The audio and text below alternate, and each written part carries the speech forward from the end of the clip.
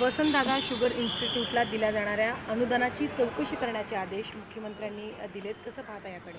खरं म्हटलं तर मागच्या वेळेला ज्यावेळेला शेतकऱ्यांच्या बिलातून ₹1 त्या ठिकाणी कापण्याच्या बाबतीमधला निर्णय घेतला होता, त्याला विरोध केला म्हणून का का राजकारणातून याचं खरं म्हटलं तर माहिती घ्यावी लागेल.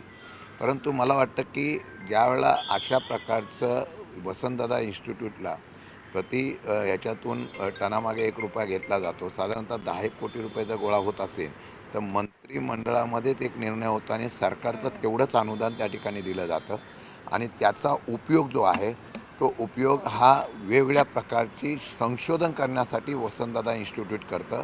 याला शासकीय मंत्रिमंडळाची सुद्धा मान्यता असते. परंतु आता त्यामध्ये सुद्धा राजकारण जर दिसत असेल तर मला वाटतं दुर्दैव आहे.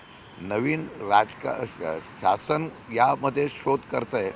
संशोधन करण्याच्या ऐवजी जर वसंतदादा इन्स्टिट्यूट शोध करत असेल, संशोधन करत असेल, AIच्या प्रणालीवर सुद्धा त्या ठिकाणी आदरणीय पवारसाहेब असतील किंवा तिथे असलेल्या सगळ्या जे सदस्य आहेत त्या लोकांनी याच्यावर सुद्धा आधुनिक टेक्नॉलॉजी, वेगवेगळ्या प्रकारच्या प्रजाती, वेगवेगळ्या प्रकारच्या असलेल्या रोपावर संशोधन, अशा प्रकारचं एक चांगल्या प्रकारचं इन्स्टिट्यूट आहे.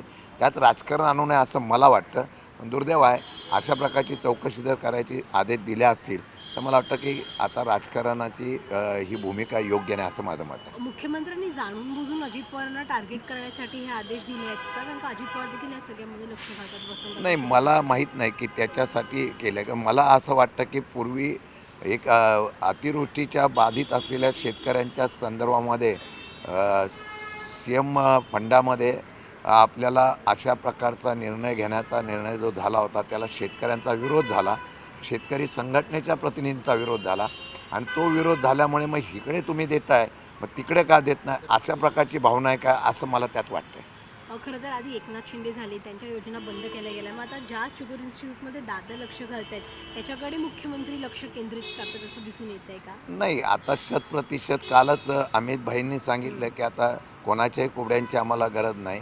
आता 100% भाजपा अशा प्रकारचं घेत असेल तर भाजपचा आत्तापर्यंत प्रवास बघितला तर मला वाटतं की ते मित्रांचा फक्त तेवढ्यापुरताच वापर करतात, नंतर सोडून देतात. त्याचंच हे प्रत्यंतर आहे का मग सांगता येत नाही. म्हणजे गरज संपली आगामी स्थानिक स्वराज्य संस्था निवडणुकींसाठी? कदाचित दबावाचं राजकारण असू शकतो, पण ह्यात मला वाटत नाही दबावाचं राजकारण आहे. ह्यामध्ये एक वेगळ्या प्रकारची चौकशी तर का केली आहे याची माहिती घ्यावी लागेल. एकीकडे तुमचे सहकारी असलेले बच्चू कडू आज शेतकऱ्यांसाठी आंदोलन करतायत. मोठ्या प्रमाणात ते एल्गार मोर्चा देखील पुकारतायत. आज बैठक होणार होती, परंतु ते या बैठकीसाठी देखील उपस्थित झाले नाहीत. त्यांचं म्हणणं आहे शेतकऱ्यांसाठी हे सरकार काहीच करत नाही. नाही, आता बच्चू कडूंनी ज्या पद्धतीने महाराष्ट्रातल्या शेतकऱ्यांचं आंदोलन घेतलं आहे तसं महाविकास आघाडी यांनीसुद्धा, मग आम्ही स्वतः आदरणीय पवारसाहेबांच्या उपस्थितीमध्ये पहिलं नाशिकला मोर्चा काढला. जिल्हाधिकारी कार्यालयाच्या समोर आम्ही आंदोलनाला बसलो होतो. काळी दिवाळी साजरी केलेली आहे. परत आम्ही ती आंदोलनाची तीव्रता वाढवतो आहे. अजूनही पाऊस पडतो आहे. शिवसेनेने सुद्धा मोर्चा काढला संभाजीनगरमध्ये. याचा अर्थ शेतकऱ्यांच्यासाठी आक्रोश करण्याचा प्रयत्न आपण सातत्याने आम्ही सगळेजण करतो आहे. त्यामध्ये बच्चू कडूसुद्धा महाराष्ट्रामध्ये याचा पुढाकार घेत आहेत. मला वाटतं की आता शेतकऱ्यांची हाक ह्या सरकारला कळत नाही, हे दुर्दैव आहे. म्हणून सरकार तिथे बोलवल्यानंतर आत्तासुद्धा त्यांनी पॅकेज केलं, दिवाळीच्या आत देतो मदत सांगितली, पण ते सुद्धा केंद्राचे 450-500 कोटी आले आणि राज्यांनी काहीतरी द्यायचं आहे. शेतकऱ्यांच्या पेक्षा आता सरकारला कर्ज देण्याची वेळ आली अशी परिस्थिती राज्यात आहे. दिवाळीपर्यंत शेतकऱ्यांना मदत देऊ असं सरकारकडून सांगण्यात आलं होतं. दिवाळी गोड करू शेतकऱ्यांची, मात्र अजूनही कोणाला मदत मिळाली नाही.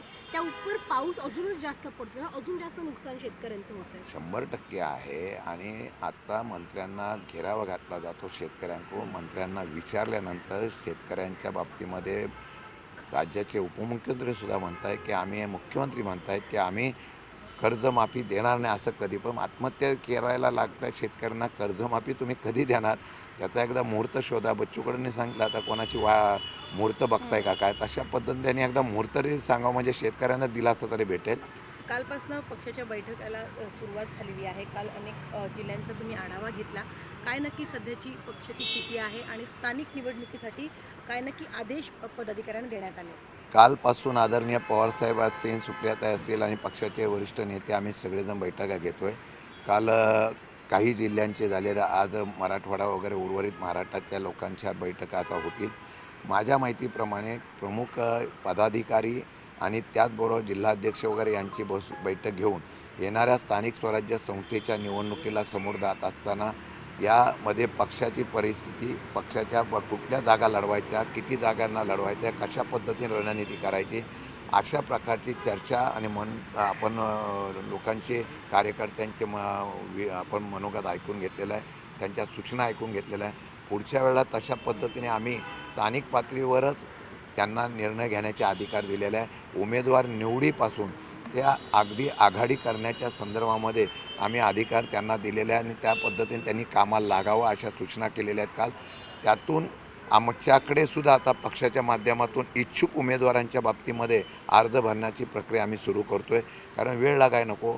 निवडणूक अधिक सरकारच्या आधिपत्याखाली काम करतं आहे. अचानक कशा प्रकारचं आहे निवडणूक कधी जाहीर करेल, आम्ही तर त्याला विरोध केलेला आहे. यादी आज बघितलं असेल का तुम्ही, दुर्दैव आहे की महाराष्ट्रातल्याच राज्याला बाजूला सारून त्यांनी 12 राज्यांचा आता परत SIRच्या माध्यमातून त्या ठिकाणी चौकशी करायला सुरुवात केलेली आहे. पत्रिका परत छाननी यादी छाननी, मतदार यादी छाननी करण्याचा प्रयत्न केलेला आहे. आमचं म्हणणे महाराष्ट्राची करावी, पण ते काय बोलतात की निवडणूक प्रक्रिया झाली म्हणून करत नाही. पण आम्ही निवडणुका कधी राहिलो लागली तरी आम्ही सज्ज आहोत अशा प्रकारचा निश्चितपणाने आम्ही प्रयत्न सुरू केला. अहिल्यानगरमध्ये नक्की काय ठरलं आहे? जी माहिती मिळते त्यानुसार की अहिल्यानगरमध्ये महाविकास आघाडी म्हणून तुम्ही निवडणुकीला सामोरे जाऊ शकतात असं कळते. काल जी नाही, आम्ही सगळीकडे महाविकास आघाडी म्हणून प्राधान्य दिलेलं आहे. अहिल्यानगरमध्ये सुद्धा या ठिकाणी बाळासाहेबजी थोरात असतील काँग्रेसचे नेते, त्याचबरोबर सुप्रियाताई होते, आमचे तिकडचे निलेश निलंके असतील, रोहित पवार असतील, अनेक मंडळी त्या ठिकाणी बसल्या होत्या. आणि काल अहिल्यानगरची एक स्ट्रॅटजी ठरवायची ठरलेली आहे.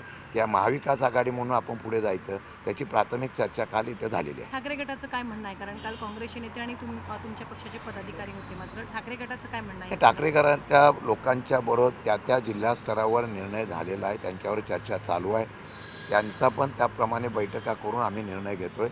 आम्ही पहिलं प्राधान्य पद्धतीने आपण ह्या निवडणुका जाताना एकत्र जावं अशा प्रकारची मानसिकतेतून आपण चर्चेला सुरुवात केलेली आहे. नक्कीच. ABP माझा, उघडा डोळे बघा नीट.